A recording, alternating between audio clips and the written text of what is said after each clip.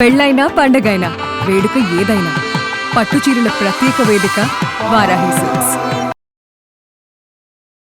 నమస్కారం అండి, సుమన్ టీవీకి స్వాగతం. నేను గీతాంజలి. ఇవాళ మనతో పాటు ఉన్న అతిథి అభ్యుదయ foundation think tank CEO Nandakishore Reddy గారు. చాలా దేవాలయాల గురించి మనకు చెబుతూ ఉన్నారు. మళ్ళీ రీసెర్చ్ అనేది ప్రారంభమైందండి, ఎందుకంటే 1,00,000 దేవాలయాలే లక్ష్యంగా పెట్టుకున్నారు. అందులో దాదాపుగా 35,500 వరకు పూర్తి చేశారు. ఇప్పుడు మిగతా 36,000 వరకు రీచ్ అయ్యారు. ఈ 36,000లో ఎన్నో అద్భుతమైనవి మనం తెలుసుకుంటూ ఉన్నాము. దాదాపుగా ఒక 190 వరకు దేవాలయాల్ని సుమన్ టీవీ వేదికగా మనం వారి ద్వారా విన్నాము, తెలుసుకున్నామండి. అందులో దాదాపుగా మనకు తెలిసినవి 10%, మనకు తెలియనివి చాలా దేవాలయాలు సార్ చెప్పారు. చాలా మంది వెళ్ళారు. ప్రాబ్లమ్స్ ఉన్న వాళ్ళు ఏ ప్రాబ్లం రిలేటెడ్ ఆ టెంపుల్ చెప్పిన వెళ్ళినప్పుడు ఉపశమనం పొందామండి అని చెప్పారు చాలా మంది. ఇంకా కొంతమంది కొన్ని డౌట్స్ అడుగుతున్నారు.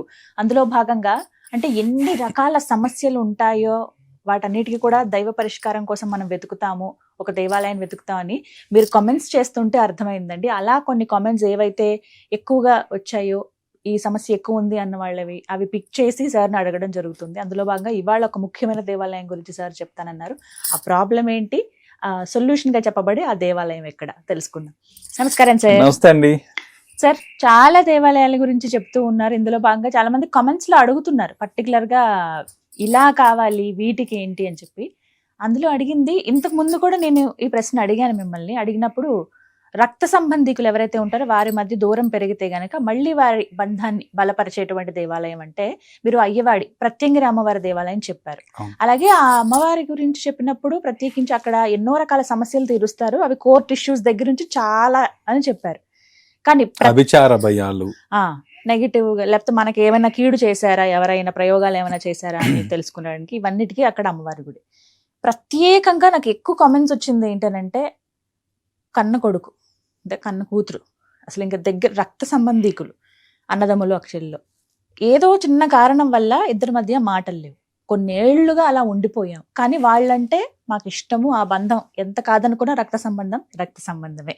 వాళ్ళు దూరం అయ్యారనే బాధ మాకుంది. మళ్ళీ ఇద్దరం కలవాలి, మాట్లాడుకోవాలి అని అంటే గనక ఏ దేవాలయం మాకు పరిష్కారం అని అడిగారు. ఖచ్చితంగా మీరు చెప్పినట్లు సమస్య మీది, దేవాలయం మాది. ఇప్పుడు మనది. సో దీంట్లో భాగంగా మనం ఇంత మునుపు తమిళనాడులో ఎలా కుంభకోణం ప్రాశస్తామో కేరళలో తిరువనంతపురం అలాంటి ప్రాశస్తామండి మీకు. ఎందుకంటే అద్భుతమైన దేవాలయాలన్నీ కూడా తిరువనంతపురంలోనే ఉన్నాయి కదా. సో మనం ఇంతకు మునుపు చెప్పిన దేవాలయాలు వీటన్నిటికీ కూడా దంపతులకు కూడా, దంపతుల మధ్య ఉన్న దంపత నాడి, ఈ దంపత దోషాలు కూడా యాక్టివేట్ చేసే ప్లేసెస్ ఏదన్నా ఉందంటే మనం తిరువనంతపురం దగ్గర ఎయిర్పోర్ట్కి ఒక 10 కిలోమీటర్ల దూరంలో మహాదేవ ఆలయానికి వెళ్ళి దంపత పూజ చేయించుకున్న వాళ్ళందరికీ కూడా అది ఆటోమేటిక్గా యాక్టివేట్ అవుతుంది అని చెప్పాం. అదేవిధంగా ఇక్కడ తిరువనంతపురం ఎయిర్పోర్ట్ నుంచి సుమారు 12 కిలోమీటర్ల దూరంలో కరిక్కాకోం శ్రీ చాముండి దేవి ఆలయం అని ఉందండి. కరిక్కాకోం శ్రీ చాముండి దేవి ఆలయం ఉంది. ఇది వచ్చి కరెక్ట్గా అడ్రస్ చెప్పాలి కదా మీకు. సో ఇది వచ్చి కరిక్కాకోం విలేజ్లో శ్రీకారణ్యంలో తిరువనంతపురం దగ్గర ఉందండి. కరెక్ట్గా ఎయిర్పోర్ట్ నుంచి ఒక 12 కిలోమీటర్లు. దీనికి దగ్గర రైల్వే స్టేషన్ వచ్చి తిరువనంతపురం రైల్వే స్టేషన్కి ఒక 10 కిలోమీటర్ల దూరంలో ఉంది. ఈ టెంపుల్ ఇంత మునుపు అమ్మవారు ధర్మానికి రక్షణగా నిలబడేవాళ్ళండి. ఈ టెంపుల్ ఇంత మునుపు ఎక్కడ వాడేవాళ్ళంటే ఎక్కువ సత్య ప్రమాణాలకి. ఆ ప్రదేశంలో ఈ ఒక ధర్మదేవతగా నిలబడి సత్య ప్రమాణాలు, ఎవరికైనా అన్యాయం జరిగినా ఏది జరిగినా అక్కడికి వచ్చి అమ్మవారి ముందర నిలబడి సత్య ప్రమాణం చేయడం వల్ల వాళ్ళకి కావాల్సిన సమస్యలు, కలహాలు ఇవన్నీ కూడా అమ్మ పరిష్కరించేవాళ్ళు. చాలా పవర్ఫుల్గా ఈమె తత్వాలు కూడా అండి అమ్మవారివి 3 ప్రధాన రూపాల్లో కొలువై ఉంటారు. ఒకటి వచ్చి మహాచాముండి, రక్త చాముండి, బాలచాముండి. ఈ 3 రూపాలు, బాలచాముండి, ఈ 3 రూపాలు మన జీవితంలో 3 దశలను నిర్దేశిస్తాయి అంటారండి. ఒకటి వచ్చి రక్షణ, దుష్టశక్తి నిర్మూలన, శాంతి. సో దీని చరిత్ర ఏంటంటే ఈ ఆలయానికి సుమారు ఒక 1000 సంవత్సరాల చరిత్ర ఉంది. 1000 సంవత్సరాల క్రితం ఆలయం ఇది. ఎక్కువ కొబ్బరి తోటల మధ్య ఉండేది. ఎక్కువ కొబ్బరి తోటల వల్ల ఉండడం వల్ల ఇక్కడికి వచ్చేసరికి ప్రతి ఒక్కరు కూడా సత్య పరీక్షకు వాడేవారండి ఈ ఆలయాన్ని. ఓ. అంటే సత్యాన్ని పరీక్షించుకోవాలంటే ఈ ఆలయానికి రావాలి అని చెప్పేవాళ్ళు. సార్ అసలు అక్కడ జరిగేటువంటి కార్యక్రమాలు ఏంటి, సమయం, ఏ రోజు పాల్గొంటే మంచిది, ఈ వివరాలని చెప్పండి సార్. అదండి, పర్టికులర్గా ఈ రక్త సంబంధికులు, ఉమ్. మాకు ఎడబాటు వచ్చిన వాళ్ళందరూ కూడా రక్త సంబంధికులు, వాళ్ళు చేసుకోవాల్సిన ప్రక్రియలో భాగంగా 2 హోమాలు చేసుకోవాలండి. ఒకటి వచ్చి గణపతి హోమం, రెండోది వచ్చి దేవీ హోమం. ఉమ్. ఈ గణపతి హోమం ప్లస్ దేవీ హోమం 2 చేయడం వల్ల వాళ్ళ కుటుంబంలో శాంతి అనేది వచ్చి ఆ ప్రతికూలతలన్నీ తొలగి అవి అనుకూలతలుగా మారుతాయి. అంటే అప్పుడు దాకా వైరం ఉన్న వాళ్ళకి కూడా ఒకేసారి ప్రేమ పుట్టడం, ఏదో ఒక సందర్భం అమ్మవారు క్రియేట్ చేసి ఆ సందర్భంలో ఇద్దరిని కలపడం అనేది జరుగుతుందండి. అబ్బా. సో దాంతో పాటుగా ఇక్కడికి వచ్చేసరికి మృత్యుంజయ హోమం కూడా చాలా ఫేమస్, భద్రకాళి పూజ కూడా ఫేమస్, రక్త చాముండి పూజ కూడా ఫేమస్. రక్త చాముండి పూజ. అవును, రక్త చాముండి పూజ కూడా ప్రత్యేకంగా ఇక్కడ చేస్తారండి. ఉమ్.